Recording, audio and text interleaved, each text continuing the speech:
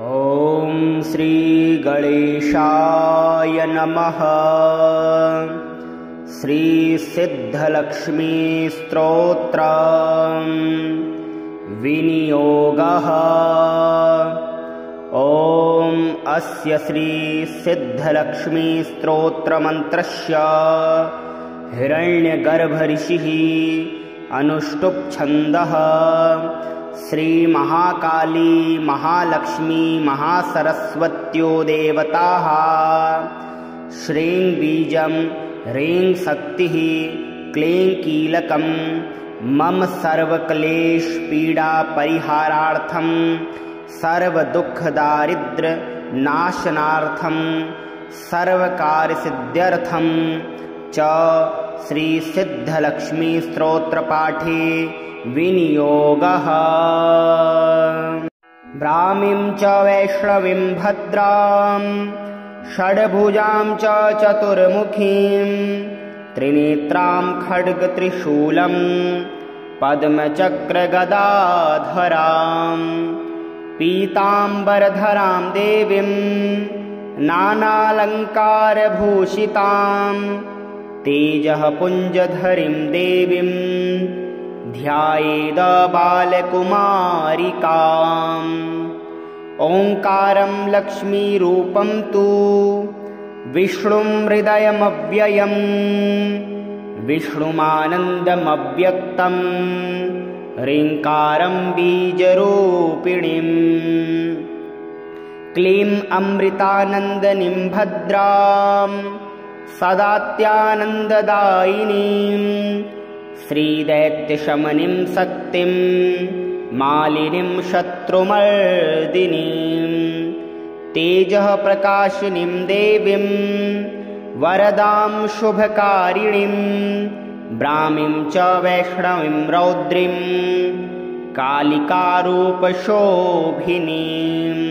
अकारे लक्ष्मीरूपं तु उकारे विष्णुमव्ययम् मकारः पुरुषो व्यक्तो देवी प्रणव उच्यते सूर्यकोटिप्रतीकाशं चन्द्रकोटिसमप्रभं तन्मध्ये निकरं सूक्ष्मं ब्रह्मरूपं व्यवस्थितम्।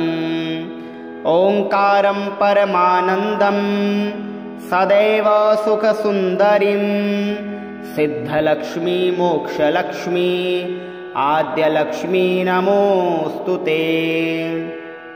सर्वमङ्गलमाङ्गल्ये शिवे सर्वार्थसाधिके शरण्ये त्र्यम्बके गौरी नारायणी नमोस्तुते। प्रथमं त्र्यम्बका गौरी द्वितीयं वैष्णवी तथा तृतीयं कमला प्रोक्ता चतुर्थं सुन्दरी तथा पंचमं विष्णुशक्तिश्च षष्ठं कात्यायनी तथा वाराही सप्तमं चैव अष्टमं हरिवल्लभा नवमी खड्गनी प्रोक्ता दशमं चैव देविका एकादशं सिद्धलक्ष्मीर्द्वादशं हंसवाहिनी। एतत् स्तोत्रवरं देव्या ये पठन्ति सदा नराः सर्वापद्भ्यो विमुच्यन्ते नात्र कार्या विचारणा।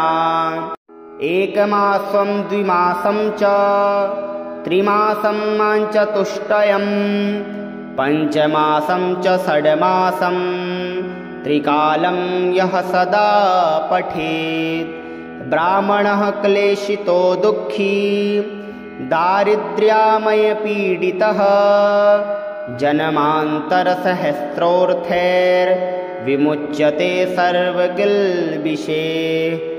दरिद्रो लभते लक्ष्मीं पुत्रः पुत्रवान् भवेत् धन्यो यशस्वी शत्रुघ्नो वह्नि चोरभयेषु च। शाकिनी भूतवेताल सर्पव्याघ्रनिपातने राजद्वारे सभास्थाने कारागृहनिबन्धने ईश्वरेण कृतं स्तोत्रं प्राणिनां हितकारकम् स्तुवन्तो ब्राह्मणा नित्यं दारिद्र्यं न च बाधते सर्वपापहरा लक्ष्मीः सर्वसिद्धिप्रदायिनी ब्राह्मीं च वैष्णवीं भद्रां षड्भुजां च चतुर्मुखीं त्रिनेत्रां खड्गत्रिशूलं पद्मचक्रगदाधरां पीताम्बरधरां देवीं नानालङ्कारभूषितां तेजः पुञ्जधरीं देवीं ध्यायेद बालकुमारिकाम् ओङ्कारं लक्ष्मीरूपं तु विष्णुं हृदयमव्ययम् विष्णुमानन्दमव्यक्तं ह्रीङ्कारं बीजरूपिणीम् क्लीं अमृतानन्दनीं भद्रां सदात्यानन्ददायिनीं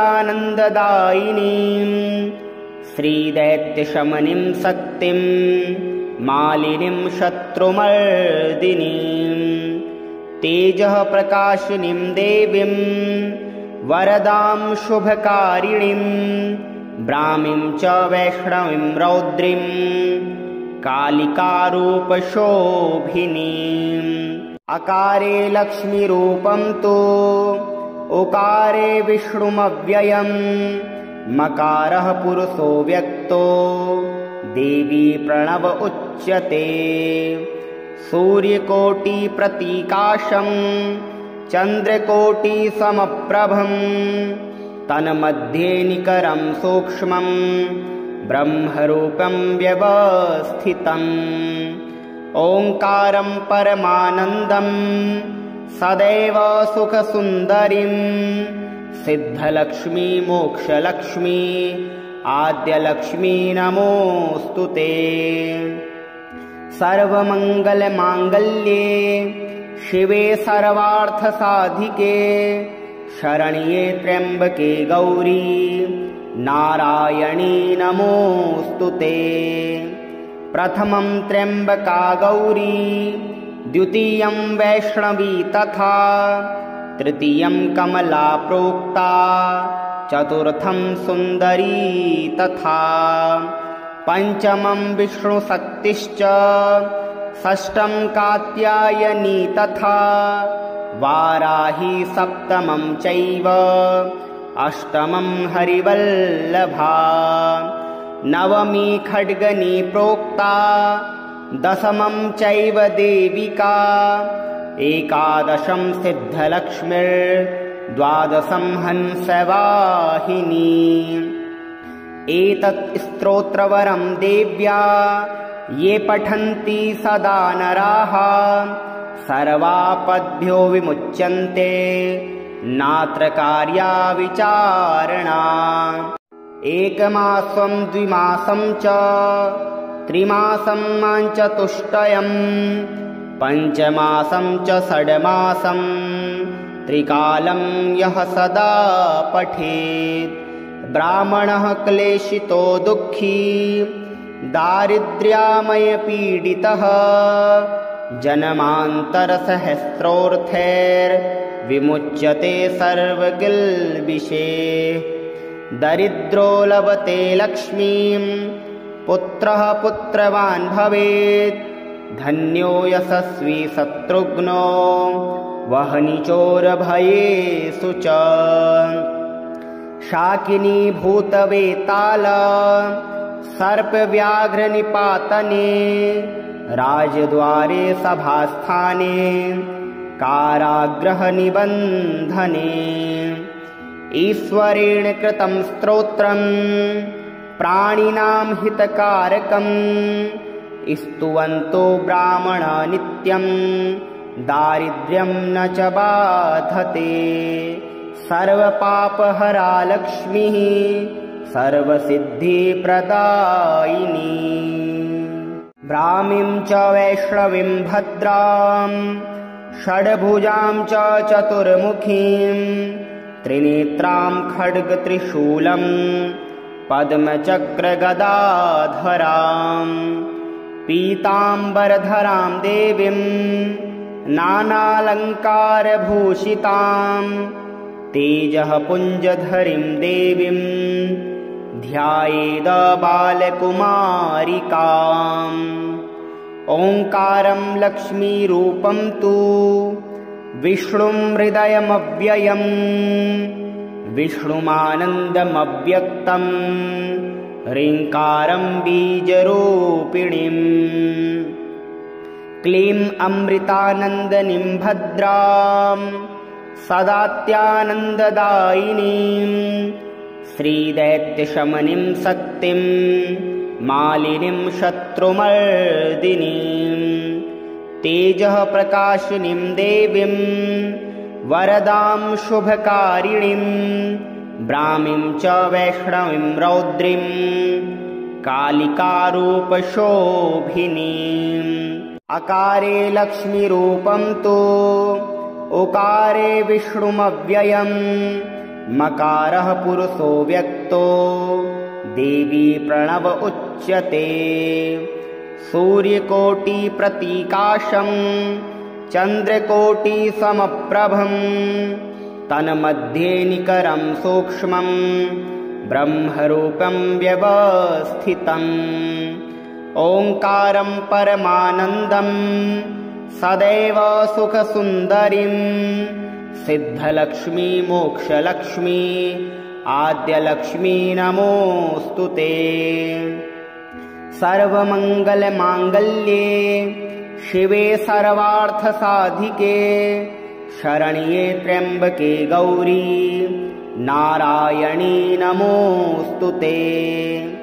प्रथमं त्र्यम्बका गौरी द्वितीयं वैष्णवी तथा तृतीयं कमला प्रोक्ता चतुर्थं सुन्दरी तथा पंचमं विष्णुशक्तिश्च षष्ठं कात्यायनी तथा वाराही सप्तमं चैव अष्टमं हरिवल्लभा नवमी खड्गनी प्रोक्ता दशमं चैव देविका एकादशं सिद्धलक्ष्मीर्द्वादशं हंसवाहिनी।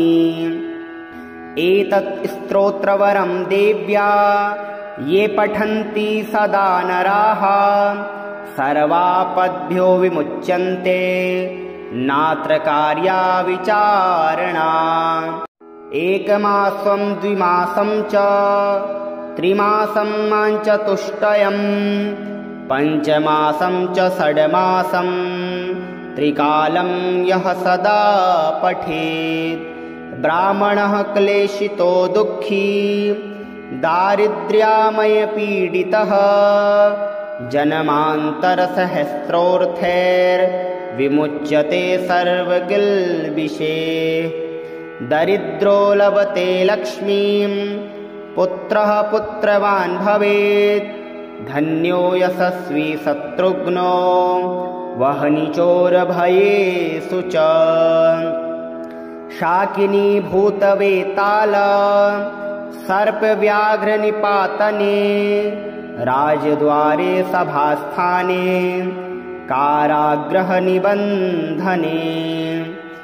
ईश्वरेण कृतं स्तोत्रं प्राणिनां हितकारकं स्तुवन्तो ब्राह्मणा नित्यं दारिद्र्यं न च बाधते। सर्वपापहरा लक्ष्मीः सर्वसिद्धिप्रदायिनी।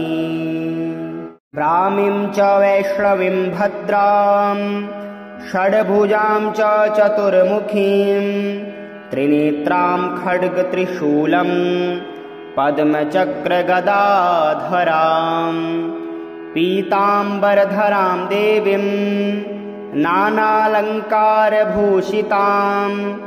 तेजः पुञ्जधरीं देवीं ध्यायेद बालकुमारिकाम्।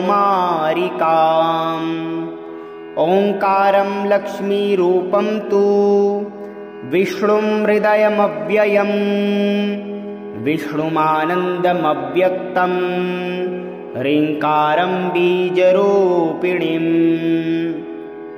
क्लीं अमृतानन्दनीं भद्रां सदात्यानन्ददायिनीं श्रीदैत्यशमनीं शक्तिं मालिनीं शत्रुमर्दिनीं तेजः प्रकाशिनीं देवीं वरदां शुभकारिणीं ब्राह्मीं च वैष्णवीं रौद्रीं कालिकारूपशोभिनीम्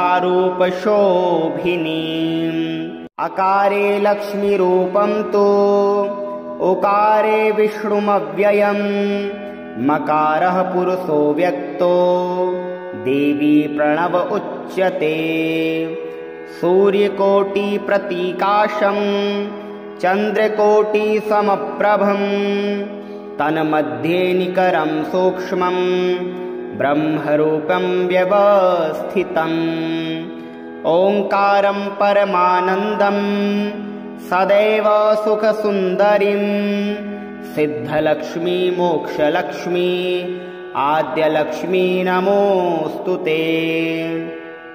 सर्वमङ्गलमाङ्गल्ये शिवे सर्वार्थसाधिके शरण्ये त्र्यम्बके गौरी नारायणी नमोऽस्तु ते।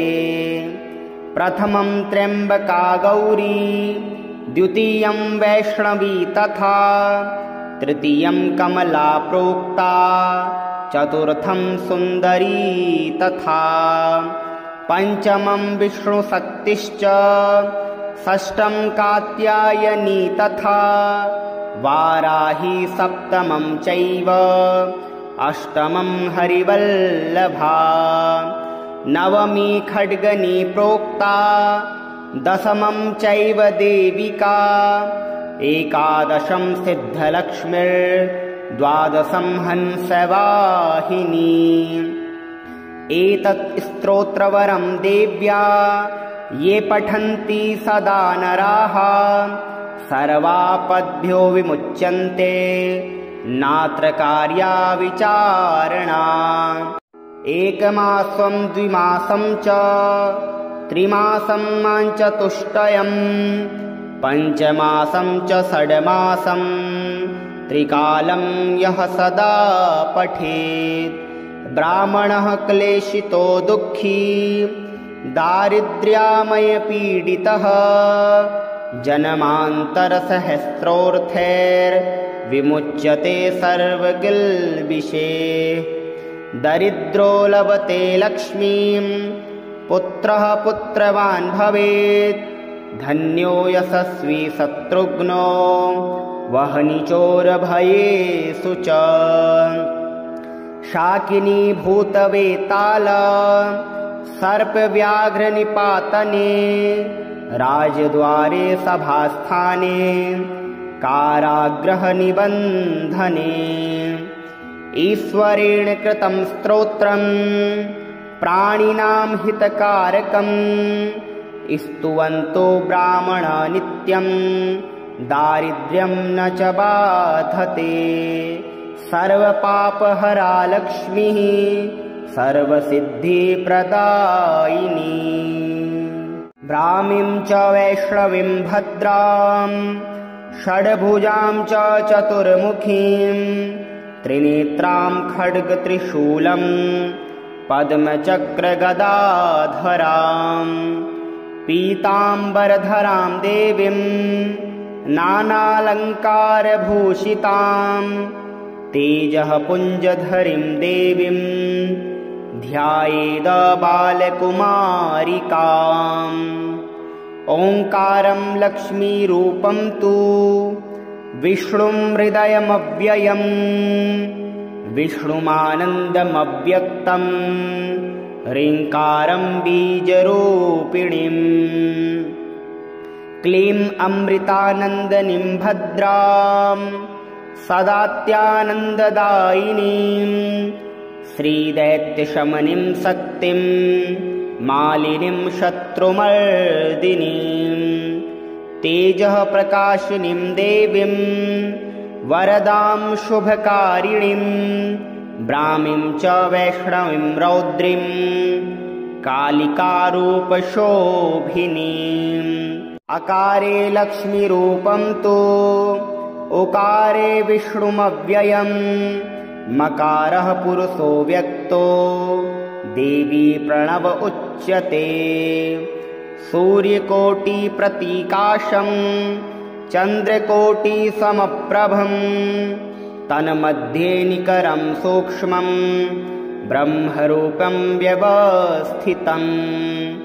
ओङ्कारं परमानन्दं सदैव सुखसुन्दरीं सिद्धलक्ष्मी मोक्षलक्ष्मी आद्यलक्ष्मी नमोऽस्तु ते।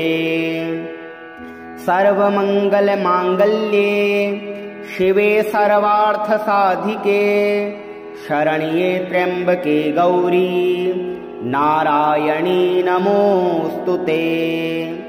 प्रथमं त्र्यम्बका गौरी द्वितीयं वैष्णवी तथा तृतीयं कमला प्रोक्ता चतुर्थं सुन्दरी तथा पंचमं विष्णुशक्तिश्च षष्ठं कात्यायनी तथा वाराही सप्तमं चैव अष्टमं हरिवल्लभा नवमी खड्गनी प्रोक्ता दशमं चैव देविका एकादशं सिद्धलक्ष्मीर्द्वादशं हंसवाहिनी। एतत् स्तोत्रवरं देव्या ये पठन्ति सदा नराः सर्वापद्भ्यो विमुच्यन्ते नात्र कार्या विचारणा। एकमासं द्विमासं च त्रिमासं चतुष्टयं पञ्चमासं च षड्मासं त्रिकालं यः सदा पठेत् ब्राह्मणः क्लेशितो दुःखी दारिद्र्यामयपीडितः जन्मान्तरसहस्रोऽर्थैर्विमुच्यते सर्वकिल्बिषैः। दरिद्रो लभते लक्ष्मीं पुत्रः पुत्रवान् भवेत् धन्यो यशस्वी शत्रुघ्नो वह्नि चोरभयेषु च। शाकिनी भूतवेताल सर्पव्याघ्रनिपातने राजद्वारे सभास्थाने कारागृहनिबन्धने।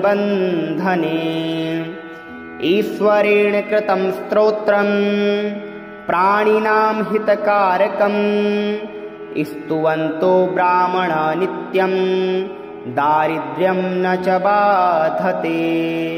सर्वपापहरा लक्ष्मीः सर्वसिद्धिप्रदायिनी। ब्राह्मीं च वैष्णवीं भद्रां षड्भुजां च चतुर्मुखीं त्रिनेत्रां खड्गत्रिशूलं पद्मचक्रगदाधरां पीताम्बरधरां देवीं नानालङ्कारभूषितां तेजः पुञ्जधरीं देवीं ध्यायेद बालकुमारिकाम्। ओङ्कारं लक्ष्मीरूपं तु विष्णुं हृदयमव्ययम् विष्णुमानन्दमव्यक्तं ह्रीङ्कारं बीजरूपिणीम्। क्लीं अमृतानन्दनीं भद्रां सदात्यानन्ददायिनीं श्रीदैत्यशमनीं शक्तिं मालिनीं शत्रुमर्दिनीं। तेजः प्रकाशिनीं देवीं वरदां शुभकारिणीं ब्राह्मीं च वैष्णवीं रौद्रीं कालिकारूपशोभिनीम्। अकारे लक्ष्मीरूपं तु उकारे विष्णुमव्ययम् मकारः पुरुषो व्यक्तो देवी प्रणव उच्यते। सूर्यकोटिप्रतीकाशं चन्द्रकोटिसमप्रभम् तन्मध्ये निकरं सूक्ष्मं ब्रह्मरूपं व्यवस्थितम् ओङ्कारं परमानन्दं सदैव सुखसुन्दरीं सिद्धलक्ष्मी मोक्षलक्ष्मी आद्यलक्ष्मी नमोऽस्तु ते। सर्वमङ्गलमाङ्गल्ये शिवे सर्वार्थसाधिके शरण्ये त्र्यम्बके गौरी नारायणी नमोऽस्तु ते। प्रथमं त्र्यम्बका गौरी द्वितीयं वैष्णवी तथा तृतीयं कमला प्रोक्ता चतुर्थं सुन्दरी तथा पञ्चमं विष्णुशक्तिश्च षष्ठं कात्यायनी तथा वाराही सप्तमं चैव अष्टमं हरिवल्लभा नवमी खड्गनी प्रोक्ता दशमं चैव देविका एकादशं सिद्धलक्ष्मीर्द्वादशं हंसवाहिनी। एतत् स्तोत्रवरं देव्या ये पठन्ति सदा नराः सर्वापद्भ्यो विमुच्यन्ते नात्र कार्या विचारणा। एकमासं द्विमासं च त्रिमासं चतुष्टयं पञ्चमासं च षड्मासं त्रिकालं यः सदा पठेत् ब्राह्मणः क्लेशितो दुःखी दारिद्र्यामयपीडितः जन्मान्तरसहस्रोऽर्थैर्विमुच्यते सर्वकिल्बिषैः दरिद्रो लभते लक्ष्मीं पुत्रः पुत्रवान् भवेत् धन्यो यशस्वी शत्रुघ्नो वह्नि चोरभयेषु च। शाकिनी भूतवेताल सर्पव्याघ्रनिपातने राजद्वारे सभास्थाने कारागृहनिबन्धने ईश्वरेण कृतं स्तोत्रं प्राणिनां हितकारकं स्तुवन्तो ब्राह्मणा नित्यं दारिद्र्यं न च बाधते सर्वपापहरा लक्ष्मीः सर्वसिद्धिप्रदायिनी। ब्राह्मीं च वैष्णवीं भद्रां षड्भुजां च चतुर्मुखीं त्रिनेत्रां खड्गत्रिशूलं पद्मचक्रगदाधरां पीताम्बरधरां देवीं नानालङ्कारभूषितां तेजः पुञ्जधरीं देवीं ध्यायेद बालकुमारिकाम्। ओङ्कारं लक्ष्मीरूपं तु विष्णुं हृदयमव्ययं विष्णुमानन्दमव्यक्तं ह्रीङ्कारं बीजरूपिणीं क्लीं अमृतानन्दनीं भद्रां सदात्यानन्ददायिनीं श्रीदैत्यशमनीं शक्तिं मालिनीं शत्रुमर्दिनीं तेजः प्रकाशिनीं देवीं वरदां शुभकारिणीं ब्राह्मीं च वैष्णवीं रौद्रीं कालिकारूपशोभिनीम्। अकारे लक्ष्मीरूपं तु उकारे विष्णुमव्ययं मकारः पुरुषो व्यक्तो देवी प्रणव उच्यते सूर्यकोटिप्रतीकाशं चन्द्रकोटिसमप्रभं तन्मध्ये निकरं सूक्ष्मं ब्रह्मरूपं व्यवस्थितम् ओङ्कारं परमानन्दं सदैव सुखसुन्दरीं सिद्धलक्ष्मी मोक्षलक्ष्मी आद्यलक्ष्मी नमोऽस्तु ते। सर्वमङ्गलमाङ्गल्ये शिवे सर्वार्थसाधिके शरण्ये त्र्यम्बके गौरी नारायणी नमोऽस्तुते। प्रथमं त्र्यम्बका गौरी द्वितीयं वैष्णवी तथा तृतीयं कमला प्रोक्ता चतुर्थं सुन्दरी तथा पंचमं विष्णुशक्तिश्च षष्ठं कात्यायनी तथा वाराही सप्तमं चैव अष्टमं हरिवल्लभा नवमी खड्गनी प्रोक्ता दशमं चैव देविका एकादशं सिद्धलक्ष्मीर्द्वादशं हंसवाहिनी। एतत् स्तोत्रवरं देव्या ये पठन्ति सदा नराः सर्वापद्भ्यो विमुच्यन्ते नात्र कार्या विचारणा। एकमासं द्विमासं च त्रिमासं चतुष्टयं पञ्चमासं च षड्मासं त्रिकालं यः सदा पठेत् ब्राह्मणः क्लेशितो दुःखी दारिद्र्यामयपीडितः जन्मान्तरसहस्रोऽर्थैर्विमुच्यते सर्वकिल्बिषैः। दरिद्रो लभते लक्ष्मीं पुत्रः पुत्रवान् भवेत् धन्यो यशस्वी शत्रुघ्नो वह्नि चोरभयेषु च। शाकिनी भूतवेताल सर्पव्याघ्रनिपातने राजद्वारे सभास्थाने कारागृहनिबन्धने। ईश्वरेण कृतं स्तोत्रं प्राणिनां हितकारकं स्तुवन्तो ब्राह्मणा नित्यं दारिद्र्यं न च बाधते। सर्वपापहरा लक्ष्मीः सर्वसिद्धिप्रदायिनी।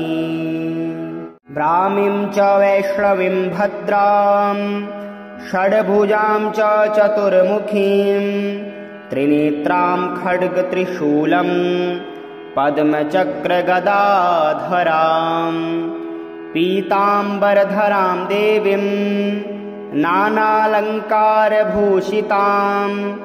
तेजः पुञ्जधरीं देवीं ध्यायेद बालकुमारिकाम्। ओङ्कारं लक्ष्मीरूपं तु विष्णुं हृदयमव्ययं विष्णुमानन्दमव्यक्तं ह्रीङ्कारं बीजरूपिणीं। क्लीं अमृतानन्दनीं भद्रां सदात्यानन्ददायिनीं श्रीदैत्यशमनीं शक्तिं मालिनीं शत्रुमर्दिनीं। तेजः प्रकाशिनीं देवीं वरदां शुभकारिणीं ब्राह्मीं च वैष्णवीं रौद्रीं कालिकारूपशोभिनीम्। अकारे लक्ष्मीरूपं तु उकारे विष्णुमव्ययं मकारः पुरुषो व्यक्तो देवी प्रणव उच्यते। सूर्यकोटिप्रतीकाशं चन्द्रकोटिसमप्रभं तन्मध्ये निकरं सूक्ष्मं ब्रह्मरूपं व्यवस्थितम्। ओङ्कारं परमानन्दं सदैव सुखसुन्दरीं सिद्धलक्ष्मी मोक्षलक्ष्मी आद्यलक्ष्मी नमोऽस्तुते। सर्वमङ्गलमाङ्गल्ये शिवे सर्वार्थसाधिके शरण्ये त्र्यम्बके गौरी नारायणी नमोऽस्तुते। प्रथमं त्र्यम्बका गौरी द्वितीयं वैष्णवी तथा तृतीयं कमला प्रोक्ता चतुर्थं सुन्दरी तथा पंचमं विष्णुशक्तिश्च षष्ठं कात्यायनी तथा वाराही सप्तमं चैव अष्टमं हरिवल्लभा। नवमी खड्गनी प्रोक्ता, दशमं चैव देविका। एकादशं सिद्धलक्ष्मीर्द्वादशं हंसवाहिनी।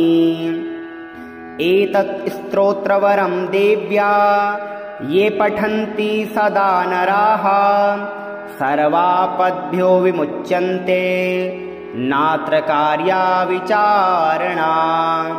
एकमासं द्विमासं च त्रिमासं चतुष्टयं, पञ्चमासं च षड्मासं त्रिकालं यः सदा पठेत्। ब्राह्मणः क्लेशितो दुःखी दारिद्र्यामयपीडितः, जन्मान्तरसहस्रोऽर्थैर्विमुच्यते सर्वकिल्बिषैः। दरिद्रो लभते लक्ष्मीं, पुत्रः पुत्रवान् भवेत्। धन्यो यशस्वी शत्रुघ्नो, वह्नि चोरभयेषु च। शाकिनी भूतवेताल, सर्पव्याघ्रनिपातने। राजद्वारे सभास्थाने, कारागृहनिबन्धने। ईश्वरेण कृतं स्तोत्रं, प्राणिनां हितकारकं। स्तुवन्तो ब्राह्मणा नित्यं, दारिद्र्यं न च बाधते। सर्वपापहरा लक्ष्मीः, सर्वसिद्धिप्रदायिनी। ब्राह्मीं च वैष्णवीं भद्रां, षड्भुजां च चतुर्मुखीं। त्रिनेत्रां खड्गत्रिशूलं, पद्मचक्रगदाधरां। पीताम्बरधरां देवीं, नानालङ्कारभूषितां। तेजः पुञ्जधरीं देवीं, ध्यायेद बालकुमारिकाम्। ओङ्कारं लक्ष्मीरूपं तु, विष्णुं हृदयमव्ययम्। विष्णुमानन्दमव्यक्तं, ह्रीङ्कारं बीजरूपिणीम्। क्लीं अमृतानन्दनीं भद्रां, सदात्यानन्ददायिनीं। श्रीदैत्यशमनीं शक्तिं, मालिनीं शत्रुमर्दिनीं। तेजः प्रकाशिनीं देवीं, वरदां शुभकारिणीं।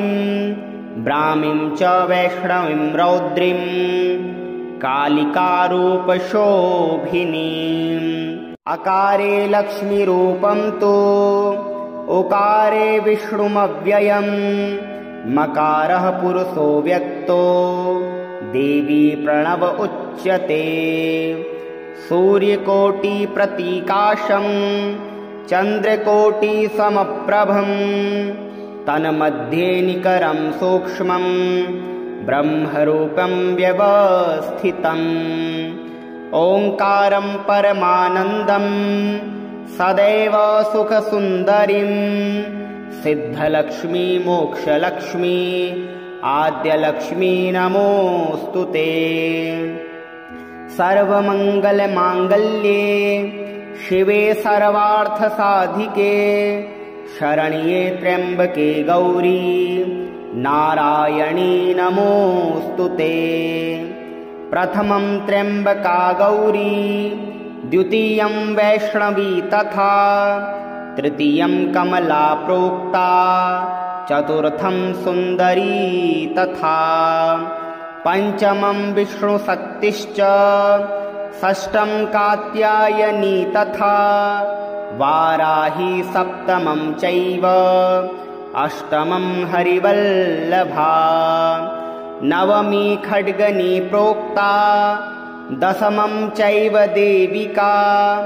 एकादशं सिद्धलक्ष्मीर्द्वादशं हंसवाहिनी।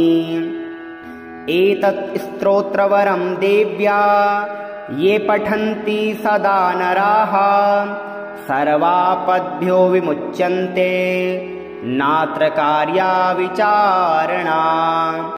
एकमासं द्विमासं च त्रिमासं चतुष्टयं पञ्चमासं च षड्मासं त्रिकालं यः सदा पठेत् ब्राह्मणः क्लेशितो दुःखी दारिद्र्यामयपीडितः जन्मान्तरसहस्रोऽर्थैर्विमुच्यते सर्वकिल्बिषैः दरिद्रो लभते लक्ष्मीं पुत्रः पुत्रवान् भवेत् धन्यो यशस्वी शत्रुघ्नो वह्नि चोरभयेषु च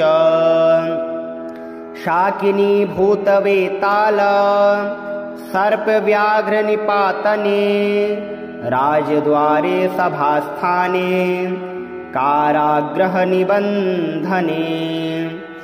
ईश्वरेण कृतं स्तोत्रं प्राणिनां हितकारकं स्तुवन्तो ब्राह्मणा नित्यं दारिद्र्यं न च बाधते सर्वपापहरा लक्ष्मीः सर्वसिद्धिप्रदायिनी ब्राह्मीं च वैष्णवीं भद्रां षड्भुजां च चतुर्मुखीं त्रिनेत्रां खड्गत्रिशूलं पद्मचक्रगदाधरां पीताम्बरधरां देवीं नानालङ्कारभूषितां तेजः पुञ्जधरीं देवीं ध्यायेद बालकुमारिकाम् ओङ्कारं लक्ष्मीरूपं तु विष्णुं हृदयमव्ययं विष्णुमानन्दमव्यक्तं ह्रीङ्कारं बीजरूपिणीं क्लीं अमृतानन्दनीं भद्रां सदात्यानन्ददायिनीं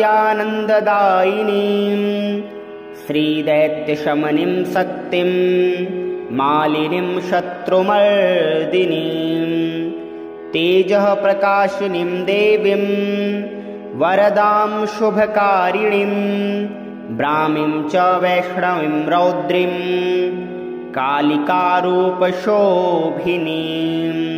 अकारे लक्ष्मीरूपं तु उकारे विष्णुमव्ययं मकारः पुरुषो व्यक्तो देवी प्रणव उच्यते सूर्यकोटिप्रतीकाशं चन्द्रकोटिसमप्रभं तन्मध्ये निकरं सूक्ष्मं ब्रह्मरूपं व्यवस्थितम् ओङ्कारं परमानन्दं सदैव सुखसुन्दरीं सिद्धलक्ष्मी मोक्षलक्ष्मी आद्यलक्ष्मी नमोऽस्तु ते सर्वमङ्गलमाङ्गल्ये शिवे सर्वार्थसाधिके शरण्ये त्र्यम्बके गौरी नारायणी नमोऽस्तु ते प्रथमं त्र्यम्बका गौरी द्वितीयं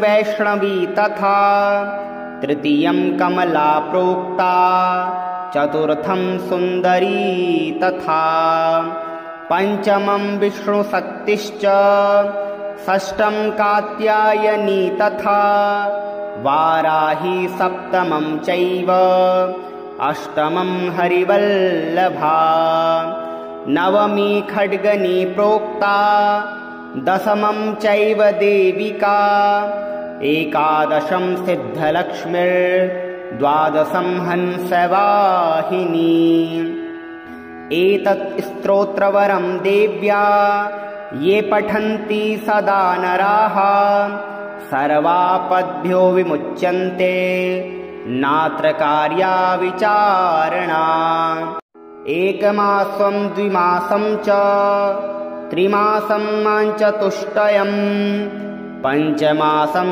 च षड्मासं त्रिकालं यः सदा पठेत् ब्राह्मणः क्लेशितो दुःखी दारिद्र्यामयपीडितः जन्मान्तरसहस्रोऽर्थैर्विमुच्यते सर्वकिल्बिषैः दरिद्रो लभते लक्ष्मीं पुत्रः पुत्रवान् भवेत्। धन्यो यशस्वी शत्रुघ्नो वह्नि चोरभयेषु च। शाकिनी भूतवेताल सर्पव्याघ्रनिपातने। राजद्वारे सभास्थाने कारागृहनिबन्धने। ईश्वरेण कृतं स्तोत्रं प्राणिनां हितकारकं। स्तुवन्तो ब्राह्मणा नित्यं दारिद्र्यं न च बाधते। सर्वपापहरा लक्ष्मीः सर्वसिद्धिप्रदायिनी। ब्राह्मीं च वैष्णवीं भद्रां षड्भुजां च चतुर्मुखीं। त्रिनेत्रां खड्गत्रिशूलं पद्मचक्रगदाधरां। पीताम्बरधरां देवीं नानालङ्कारभूषितां। तेजः पुञ्जधरीं देवीं ध्यायेद बालकुमारिकाम्। ओङ्कारं लक्ष्मीरूपं तु विष्णुं हृदयमव्ययम्। विष्णुमानन्दमव्यक्तं ह्रीङ्कारं बीजरूपिणीम्।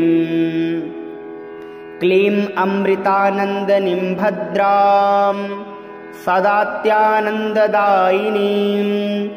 श्रीदैत्यशमनीं शक्तिं मालिनीं शत्रुमर्दिनीं।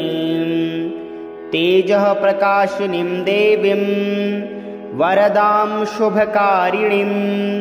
ब्राह्मीं च वैष्णवीं रौद्रीं कालिकारूपशोभिनीम्। अकारे लक्ष्मीरूपं तु उकारे विष्णुमव्ययम्। मकारः पुरुषो व्यक्तो देवी प्रणव उच्यते। सूर्यकोटिप्रतीकाशं चन्द्रकोटिसमप्रभं। तन्मध्ये निकरं सूक्ष्मं ब्रह्मरूपं व्यवस्थितम्। ओङ्कारं परमानन्दं सदैव सुखसुन्दरीं। सिद्धलक्ष्मी मोक्षलक्ष्मी आद्यलक्ष्मी नमोऽस्तु ते। सर्वमङ्गलमाङ्गल्ये शिवे सर्वार्थसाधिके। शरण्ये त्र्यम्बके गौरी नारायणी नमोऽस्तु ते। प्रथमं त्र्यम्बका गौरी द्वितीयं वैष्णवी तथा। तृतीयं कमला प्रोक्ता चतुर्थं सुन्दरी तथा। पञ्चमं विष्णुशक्तिश्च षष्ठं कात्यायनी तथा। वाराही सप्तमं चैव अष्टमं हरिवल्लभा। नवमी खड्गनी प्रोक्ता दशमं चैव देविका। एकादशं सिद्धलक्ष्मीर्द्वादशं हंसवाहिनी। एतत् स्तोत्रवरं देव्या ये पठन्ति सदा नराः।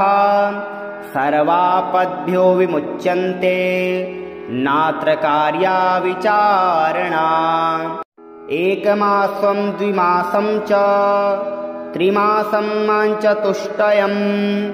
पञ्चमासं च षड्मासं त्रिकालं यः सदा पठेत्। ब्राह्मणः क्लेशितो दुःखी दारिद्र्यामयपीडितः। जन्मान्तरसहस्रोऽर्थैर्विमुच्यते सर्वकिल्बिषैः। दरिद्रो लभते लक्ष्मीं पुत्रः पुत्रवान् भवेत्। धन्यो यशस्वी शत्रुघ्नो वह्नि चोरभयेषु च। शाकिनी भूतवेताल सर्पव्याघ्रनिपातने। राजद्वारे सभास्थाने कारागृहनिबन्धने। ईश्वरेण कृतं स्तोत्रं प्राणिनां हितकारकं। स्तुवन्तो ब्राह्मण नित्यं दारिद्र्यं न च बाधते। सर्वपापहरा लक्ष्मीः सर्वसिद्धिप्रदायिनी।